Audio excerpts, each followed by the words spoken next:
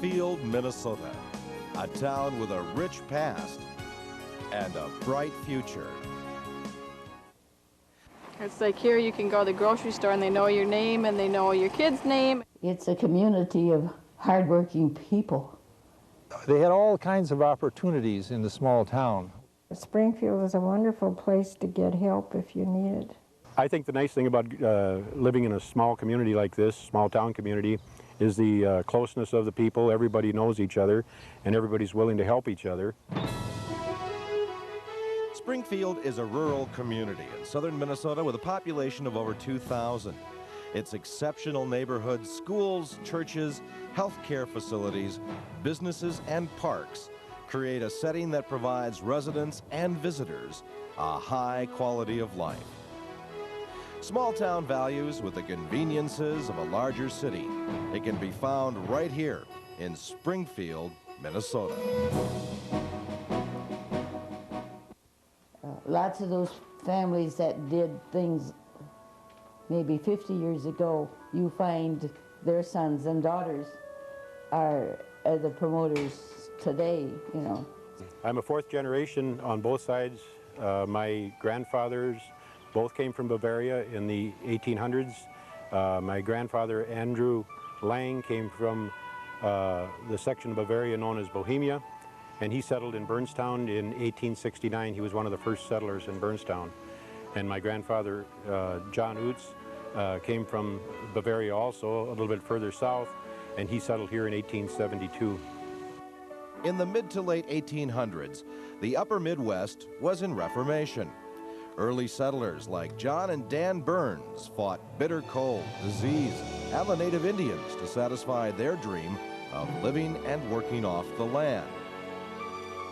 This area, with small townships like Burnstown, North Star, and Brookville, was ripe for progress.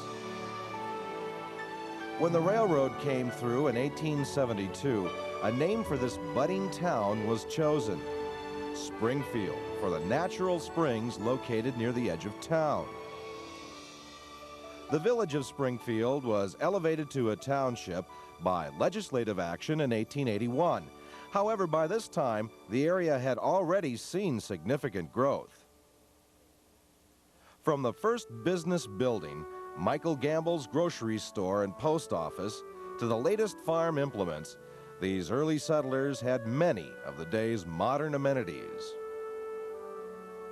Looking at the past reveals enterprising pioneers setting standards of hard work and quality product that continue to dominate the Springfield area.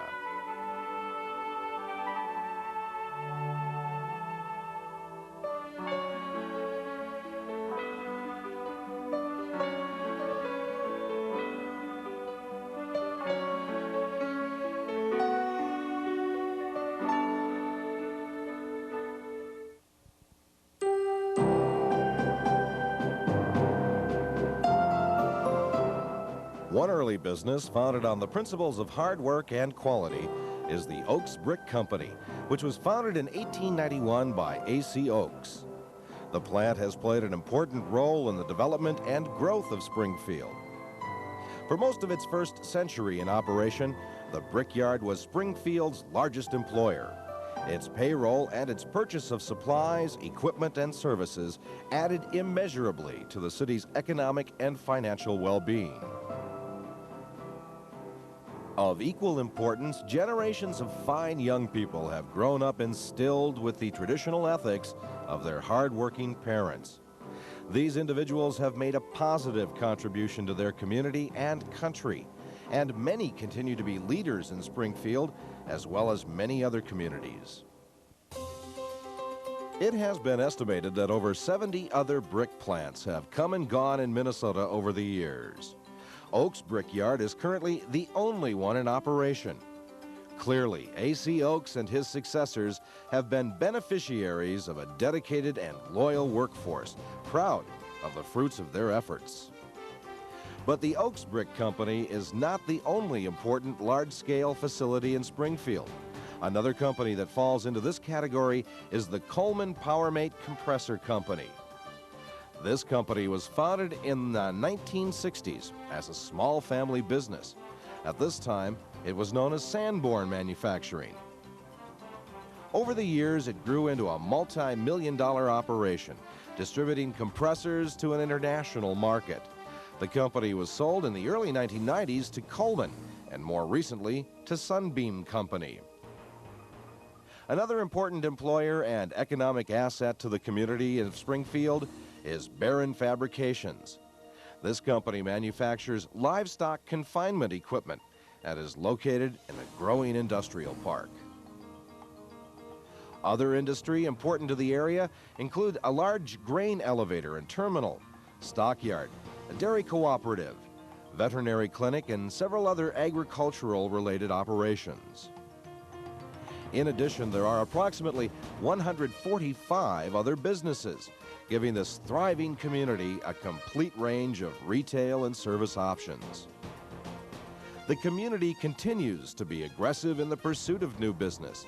This is evident by its growing industrial park, with close proximity to rail, highway, and airport, as well as financial assistance and incentives available to potential new businesses. We do have an industrial park on the west edge of Springfield. It's in excess of 100 acres, and we have deals available where they can purchase land by the acre or by the lots. And if you take a 10-year agreement to purchase and you pay your first 5 years, the last 5 years are forgiven. So that's a pretty significant amount, as long as you develop on the site.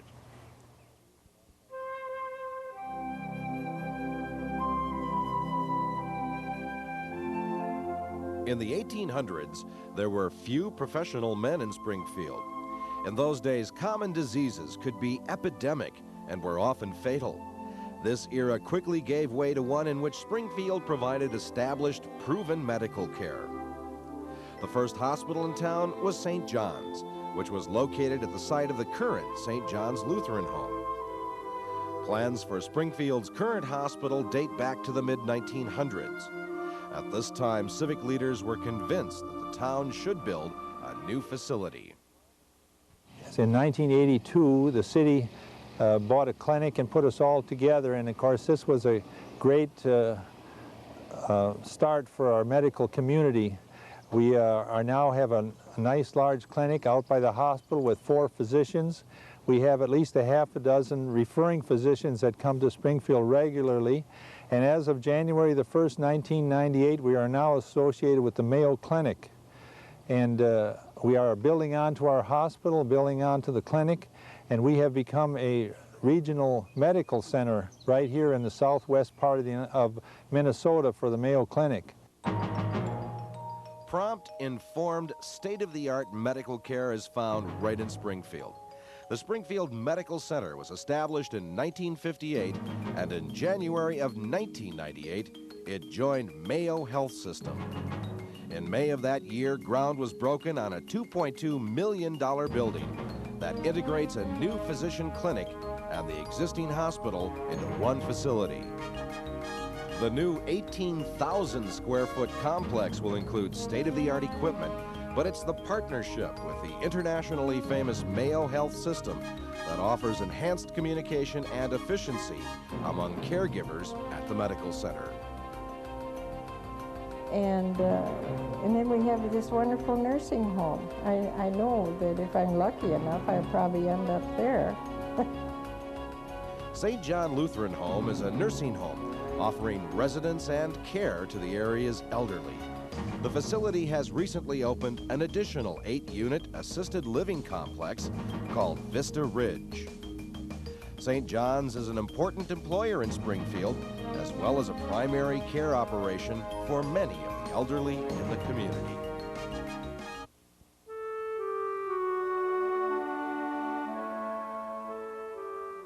The first public school was established in Springfield in 1874. School was held in a small railroad section house. 8 students enrolled in the fall of that year. We have a terrific school system here. Excellent for music and band, art. After having a family, we wanted to raise our kids in a small town with a good school district. The community of Springfield is proud of its commitment to teaching its young people, boasting a K-12 public school and a K-6 Catholic school. Residents can choose which system serves their students best. The public school, District 85, is a very stable, respected educational system, experiencing modest enrollment growth and ranking high in financial health. Its K-12 enrollment offers the latest and most progressive curriculum. Programs for high school students are varied and offer each individual the opportunity to acquire knowledge, skills, and positive attitudes towards self and others. These traits will enable them to solve problems, think creatively, continue learning, and to develop maximum potential for leading productive, fulfilling lives in their ever-changing, interdependent, complex global society. Many opportunities for high school students are generated in extracurricular activities designed for academic and athletic competition. Springfield is especially proud of the outstanding music and speech programs. The Springfield Public Elementary School is also proud of the low class sizes in kindergarten through 2nd grade and the availability of a reading specialist for lower elementary. Students are offered daily music, physical education, and a resource person for art. An enrichment program benefits gifted students, and a mastery management program is used in the math and reading programs. The elementary curriculum is computer integrated for both remedial and enrichment activities. St. Raphael Catholic School is an alternative form of education centering on academic excellence and Catholic teachings for students in grades kindergarten through 6. The mission of the school is to bring the students entrusted in their care to a deeper relationship with Jesus while providing a quality education. St. Raphael is unique in that daily prayer and instruction of faith combined with superior testing scores and academic excellence. Opportunities for high school students and adults to learn vocational skills are offered at Cottonwood River Cooperative Center. Here, students are given hands-on training revolving around skills which will lead them into the workforce confident and competent. All schools in the Springfield school system have one thing in common: dedication to serving the needs of all students, no matter their special requirements or learning abilities. We have a $1 million library in Springfield, which is fully equipped. It's all automated. We're part of a large system. We have the internet, and it's a wonderful place to be. And it's really given a lot of strength to anybody in Springfield that needs information. Schools are not the only important asset for education and enrichment in Springfield. The community recently built a new public library, which was a gift from an area resident. This beautiful building is the location for everything from children's reading programs to international business networking. The gift of this library is just one example of the giving spirit exhibited by the residents of Springfield. Another example of this great community generosity is the nearly $1 million raised to build a community center. The Hub for Fellowship and Recreation began construction in the summer of 1998. My boys and girls took part in the school athletics. They were able to play on the varsity teams in basketball and baseball. I had a son that played football, so they were able to do things because of the school size that maybe they wouldn't be able to do in a larger community. Important to the cohesiveness of the town of Springfield is the school's sponsorship of athletics. Citizens rally around the boys and girls as they compete against area schools in such activities as football, volleyball, tennis, wrestling, basketball, golf, softball, baseball, and track. Baseball is still alive and well in Springfield, even if it is dying in other places in America. Springfield has been well known throughout the state of Minnesota for its outstanding baseball clubs on the high school, legion, and semi-professional levels. The history of baseball in Springfield dates back to the 1880s, and since then has been a continuing sport. The commitment to baseball in this area is evident by the excellent facilities at the Riverside Park and the continued support by the locals who fill the stands on game day.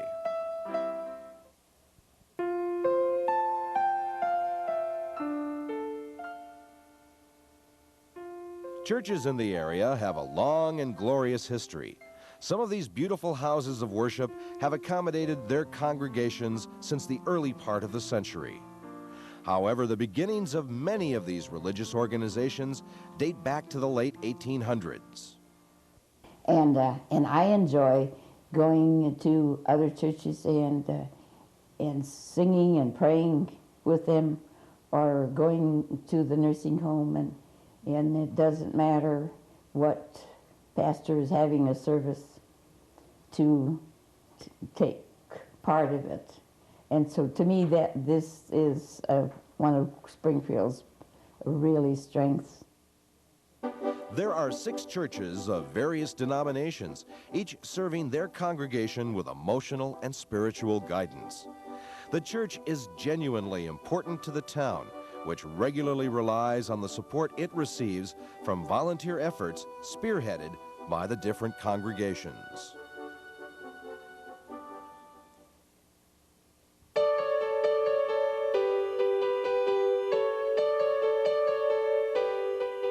The park system has a long history of excellence in Minnesota, and Springfield is no exception.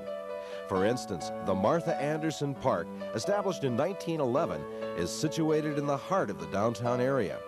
And the Springfield Municipal Swimming Pool, built in 1936, was one of the first outdoor pools in Minnesota, the first of brick. We have an excellent city park.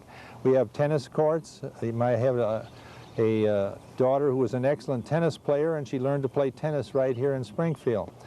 All of my children play golf. They learned to play golf here in Springfield on the golf course, and they had no trouble getting on the course. This is another plus for a small town, because as you don't have to call up and get a tee time. You just have to show up out the course and start playing. So a simple drive down the Laura Ingalls Wilder Historic Highway into and out of Springfield show the contrast of activities available in the immediate area.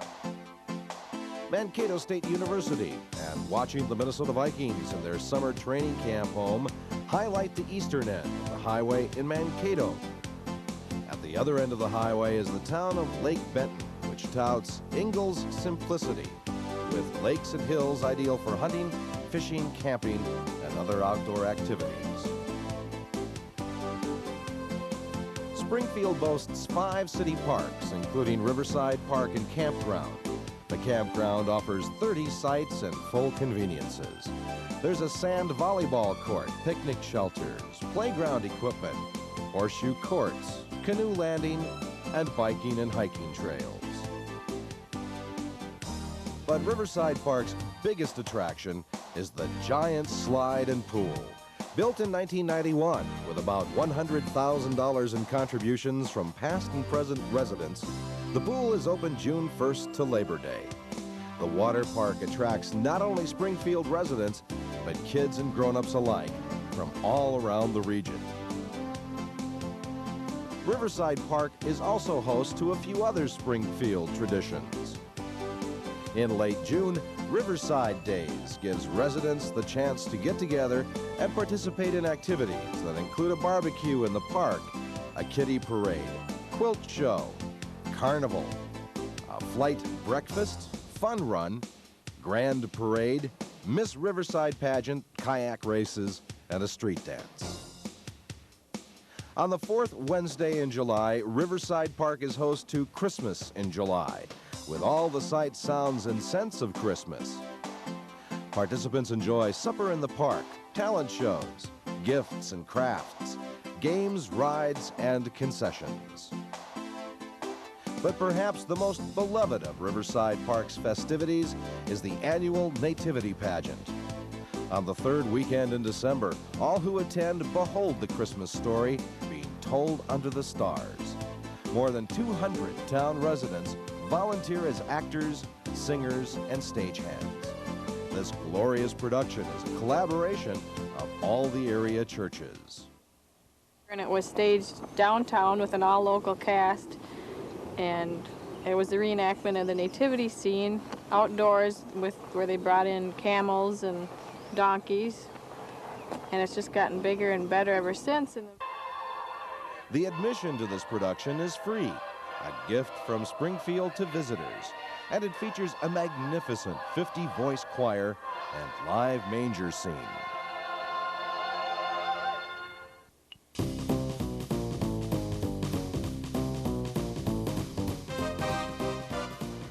In Springfield's early days, entertainment was important. This is evident by the early options available to residents. The Opera House was a busy place, hosting dances, traveling shows, vaudeville acts, and boxing matches, among many other activities. Other pastimes included an early movie theater, bowling, golf, baseball, and of course, families and friends gathering for homemade fun. As I got older, we went to dances, a lot of dances, and big bands. We had good dance bands. We had good places to go for dances. Today, entertainment options abound in the town of Springfield. The Springfield Golf Club offers a beautiful 9-hole golf course that overlooks the Big Cottonwood River. Other entertainment choices in town include a racquetball court, a bowling alley, volleyball, tennis courts, softball and football complex, and more. The people of Springfield like to relax, but they also like to volunteer their time and efforts to the betterment of their community. Take a look at a few of the civic and fraternal organizations that operate in the town.